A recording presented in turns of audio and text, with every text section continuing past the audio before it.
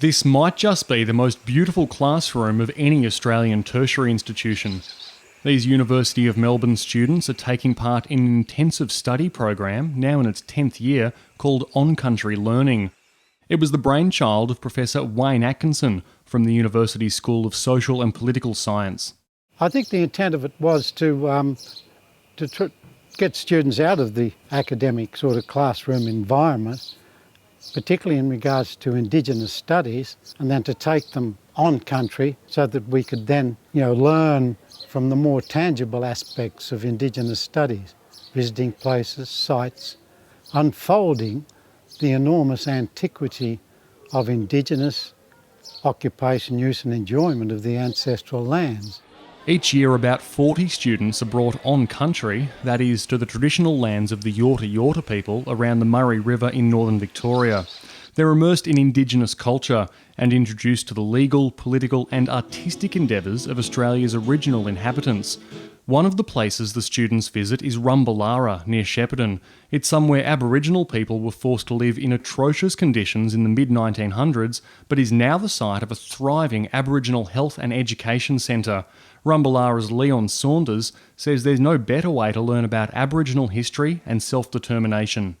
The smell, the sights, they can't get that sitting in a classroom and out of a textbook. So come and feel it. And the subject has struck a chord. Over the past decade, it's received near-perfect scores on student feedback forms. Current participants are equally taken. Obviously, I've learnt a lot about Indigenous hardships and the stuff on the missions and being taken away. But I think this week really made it real, not just a documentary or a reading in a reader at university, but actually this is where they were and this is what happened. In high school and primary school, you don't really get a good depiction of Indigenous people in the country, so it was really enlightening to see this new side of Indigenous Australia that I've never really thought of looking into, and I've really been lucky that I've had the opportunity to do it. In rejecting a native title application in 1998, the High Court of Australia essentially ruled that the Yorta people no longer have any lasting cultural or spiritual connection with their traditional lands.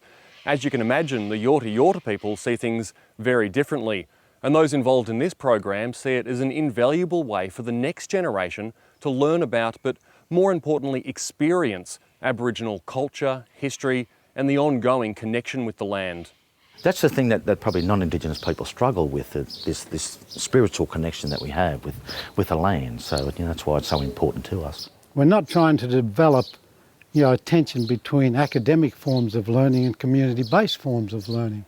But what we're trying to do with this course is build a bridge between the two so you can balance up the academic learning with the community-based learning that takes place on country.